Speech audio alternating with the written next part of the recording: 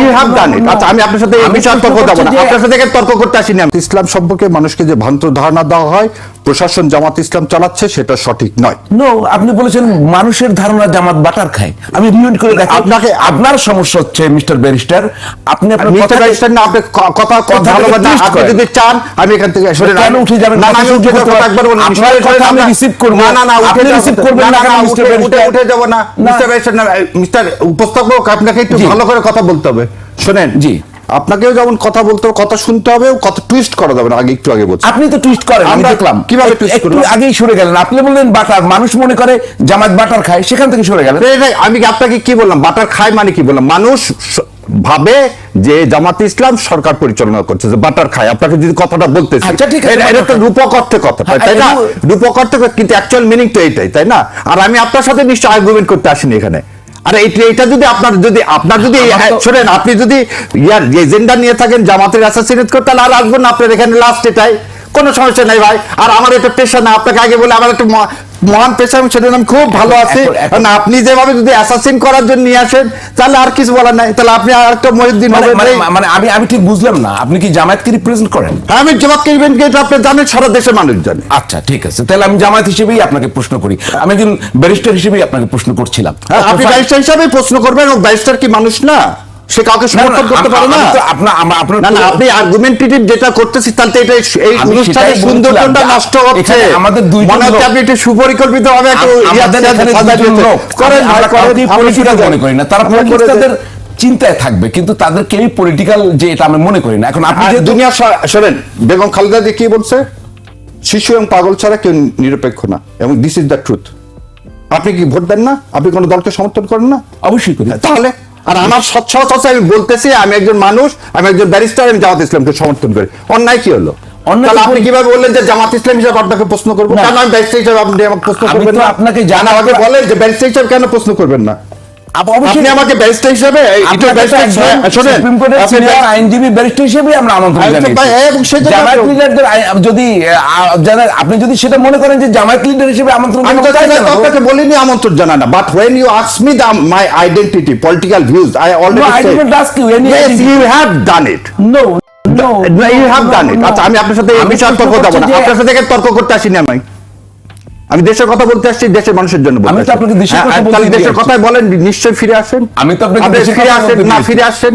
আপনি যা বলেন ইন্টেনশন নিয়ে দেশের কথা, আরেকজন যা বলে তাও দেশের কথা, আপনার বিরোধিতা যারা করে তারাও দেশের কথা বলে, আপনি যা দেশের কথা বলেন। ইয়েস, আমি সেটাই বুঝতে চাচ্ছি। তাহলে বলেন আগে প্রশ্ন করেন দেশের বিষয়। ডিফারেন্ট অপিনিয়নে তো উত্তেজিত হওয়ার কিছু নেই। না, উত্তেজিত হওয়া যাচ্ছে না। নিজের ওপিনিয়নকে সম্মান করতে হবে, কিন্তু ওপিনিয়নটা অবশ্যই ভালোভাবে হতে হবে। আপনি যথেষ্ট সম্মান আমাকে করায়, আমি কিন্তু আপনাদেরকে যখন সম্মান করি, আমরা আশা করি আপনারা, আপনি যথেষ্ট আমাকে সম্মান করায়, আমি আপনার প্রতি কৃতজ্ঞ। আমি আপনার সাথে কৃতজ্ঞ।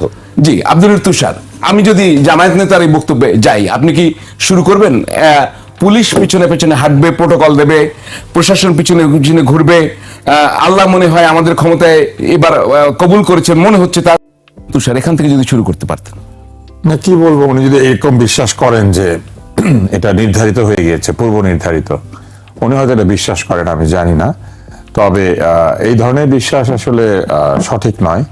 আল্লাহ তাআলা আমাদের অন্তর জানেন, কিন্তু আমরা আল্লাহ তাআলা কি করবেন বা করতে পারেন এটা তো আমরা বলতে পারি না, আমাদের পক্ষে এটা সম্ভব না বলা। উনি বলেছেন, নিশ্চয়ই এটার ব্যাখ্যা ওনার কাছে আছে, উনি সেটা মনে করেছেন। আর রাষ্ট্রের কর্মচারী রাষ্ট্রের কাছে অনুগত থাকবে, কোনো ব্যক্তির কাছে না।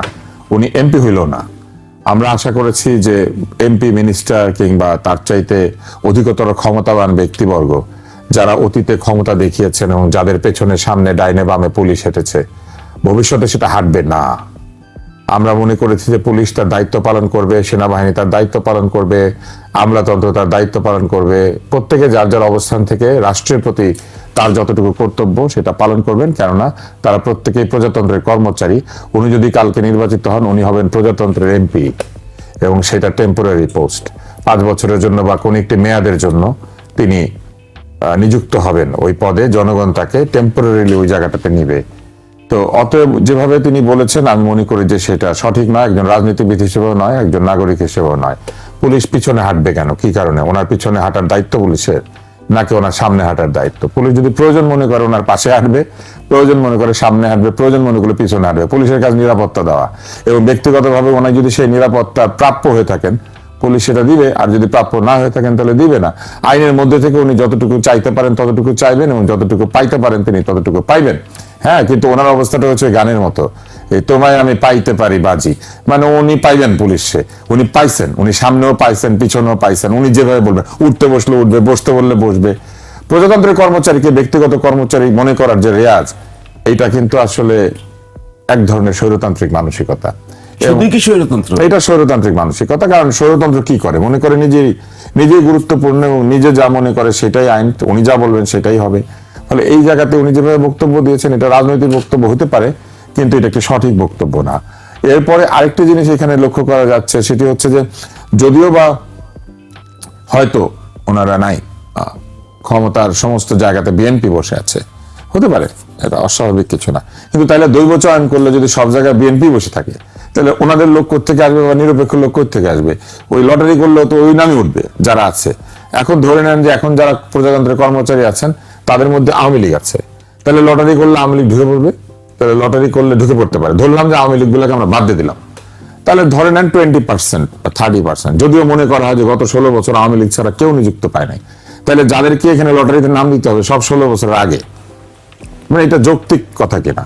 কারণ ধরেই না হচ্ছে যে আওয়ামী লীগ সব দলীয়করণ 16 বছরের আগে গেলে তো আর বিএনপির লোকজন আছে। হ্যাঁ, ধরলাম বিএনপি তো আর দোষর না, বিএনপি তো আন্দোলনের পক্ষ না, সেখানে তো জামায়াতের আপত্তি আছে। না, বিএনপি আর জামাত একসঙ্গে ছিল না, না তাদের ছিল এখন তো। আপত্তি আছে। তো ওই সময় নিয়োগ যখন পেয়েছে আমরা ধরে নিলাম একটা পার্সেন্টেজে নিয়োগ হয়েছে, ধরে নিচ্ছে, এগুলো কিন্তু সব ধরে নেওয়া কথা, ধরে নাও। ওই অঙ্কটা হিসাব করলে।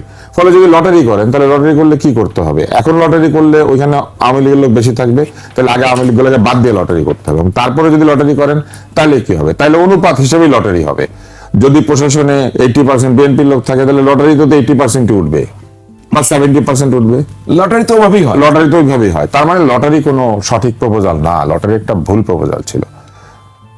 এরপরে কি করা যেতে পারে? এরপরে হইলো যে ধরে নিলাম লটারি হইলো, লটারি হওয়ার পরে যারা এই নামগুলো উঠলো তাদের মধ্যে তাহলে ওই বিএনপি আর ইতে থাকবে, বিএনপি আর জামাত ইসলামী তো থাকবে, তাহলে থাকলে পরে তারা মিলে নির্বাচনটা করবেন। কিন্তু যদি তারা মিলে নির্বাচনটা করেন, যদি তাদেরই পছন্দের লোক ওখানে থাকে, তাইলে কি এটা আবার নিরপেক্ষতা হইলো?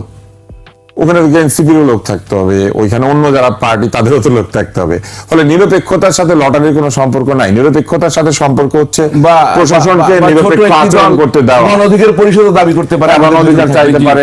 আর মানে সবারই তো তাহলে থাকতে হবে না, একটু একটু করে, না থাকলে তো তাহলে এটা হচ্ছে একটা যৌক্তিক সমাধান। কিন্তু এই যৌক্তিক সমাধানে পৌঁছানো সম্ভব না। প্রস্তাব দেওয়া যায়, কিন্তু এই যৌক্তিক সমাধানে পৌঁছানো সম্ভব না, যে লটারি করে এটা হবে না। নিরপেক্ষতার জিনিসটা কি? একটু আগে ব্যারিস্টার সাহেব বলছিলেন যে বহু লোককে নিয়ে আসা হয়েছে যারা আগের লোক, মানে যাদের 1700 লোক, তাই না? 1700 লোক। তাহলে এই 1700 লোকের লটারিতে নাম থাকবে না? থাকবে। তাহলে এই 1700 লোককে আনা হইলো কিসের ভিত্তিতে? দলীয় পরিচয়ের ভিত্তিতে। উনি তো তাই বলেছেন। তাহলে কি এই সরকার দলীয়করণ করেছে? যে সরকার দলীয়করণ করেছে সেই সরকারকে নিরপেক্ষ নির্বাচন করতে পারবে? এই প্রশ্নটা উঠবে না? উঠবে তো। হ্যাঁ, তার মানে এই 1700 লোক কি বেছে বেছে আনা হয়েছে যারা ওই সময় চাকরি বাকরি পেয়েছিলেন, বিএনপির লোক ছিলেন? তাহলে সাথে আরো একটা প্রশ্ন আসে, তাহলে বিএনপিও দলীয়করণ করেছিল, 1700 দলের লোককে নিয়োগ দিয়েছিল? তাহলে 1700 যদি দলের লোককে নিয়োগ দিয়ে থাকে, তাহলে দলীয়করণের দোষ আর 16 বছর কি? তাহলে 21 বছর। তাহলে তারও আগে 42 বছর, তারও আগে 50 বছর, তারও আগে 47 থেকে, তারও আগে মনে করেন ব্রিটিশরা তো দলীয়করণই করেছিল, কারণ ব্রিটিশরা হচ্ছে এখানে এসে নিজেদের লোক নিয়োগ দিত। সাদা চামড়া না হইলে আপনি ডিসি হইতে পারতেন না, পারতেন না। তাহলে ব্রিটিশরা তো জাতিকরণ করেছিল, মানে রেসিজম এক ধরনের। তার আগে কি করেছিল? মুঘলরা তো ফার্সি ভাষা চাপিয়ে দিয়েছিল। ফার্সি কি আমাদের এখানকার ভাষা? ফার্সি তো ইরানের ভাষা। সেই ভাষাতে আমরা দলিল টলিল লিখতাম। ভাই, আমাদেরকে একটা যুক্তিসঙ্গত সমাধানে আসতে হবে। প্রথম সমাধান হচ্ছে এই ধরনের বক্তৃতা দিলে বক্তৃতা যেমন প্রশ্নবিদ্ধ হবে, নির্বাচনও প্রশ্নবিদ্ধ হবে। এবং এইরকম অ্যাটিচিউড যদি কোনো রাজনীতিবিদের থাকে, তাহলে এটা বুঝতেই হবে যে ওই যে কর্তৃত্ববাদী মনোভাব, সেই মনোভাব মন থেকে যায় নাই। হতে পারে পুরনো মানুষ, হতে পারে বয়স্ক মানুষ, হতে পারে তাদের যুগে তারা কর্তৃত্ববাদী রাজনীতি করেছেন, কিন্তু সেই কর্তৃত্ববাদের অবসান ঘটাতেই তো আন্দোলনের বৃহত্তম শক্তি এনসিপি একজন রিকশাওয়ালাকে মনোনয়ন দিয়েছে।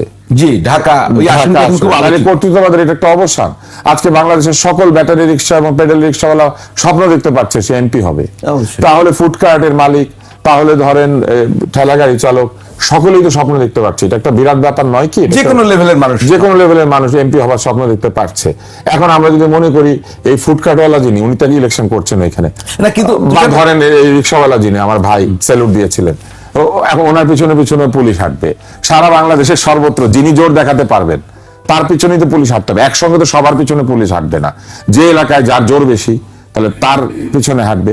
তাহলে আবার গিয়ে কি দাঁড়াচ্ছে, ইলেকশনে জোর খাটানোর বিষয়টিকে একটা ধারণামূলক বলা হয়েছে যে আমাদের যেহেতু শক্তি আছে আমাদের কথা শুনতে হবে, আমাদের কথা উঠবে, আমাদের কথায় বসবে।